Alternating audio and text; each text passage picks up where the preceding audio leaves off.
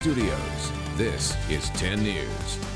In the last 20 minutes, the San Diego City Council voted to approve the mayor's 2021 budget proposal. This comes after 12 hours of public comment, many asking for the City Council to cut the budget for the San Diego Police Department.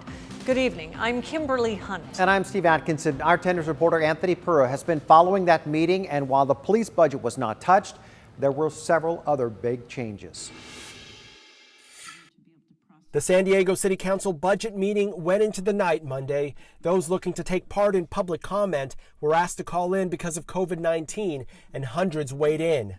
The calls were almost all focused on the San Diego Police Department's budget, and an overwhelming majority called on the San Diego Police Department to be defunded entirely or face massive cuts. We need to listen to the citizens, and we need to defund the police department right now. The phone lines can hold up to 148 phone calls at a time. City leaders closed the queue when it filled up, took the calls, then reopened the lines for more. And remember who you work for.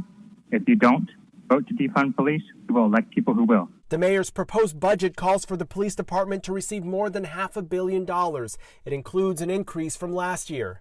Callers say they'd rather see all or a large chunk of that money go to community services like homelessness, mental health, and education. The conversation is happening as several police department budgets across the country have fallen under the microscope following the death of George Floyd.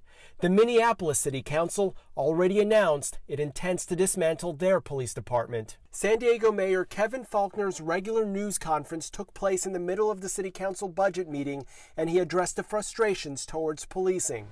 And we both agree that at the end of the day, the San Diego Police Department needs to be effective, accountable, transparent, and above all else, have the trust of the public. He said he had conversations with the police chief and the public should expect some announcements next week. He also added he supports creating the city's first office of race and equity. We have heard the voices of the public these past so many weeks. To end racism, we need systemic change. This office, I believe, will be a step in that direction. This new office would help eliminate barriers as it relates to city contracting, city policies, and developing stronger relationships with the community.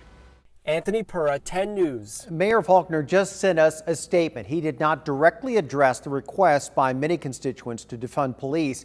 He did say in part, quote, "While the COVID-19 crisis has stretched our budget, we cannot afford to let this moment pass without laying the foundation for the systemic changes our communities are calling for." He goes on to say, "I've spent the last week working with some of our city council leadership, and I fully support their budget modifications." The council's budget also includes adding full library hours. It also includes millions of dollars for rental relief and small business relief as well. It also creates the city's first office for race and equity.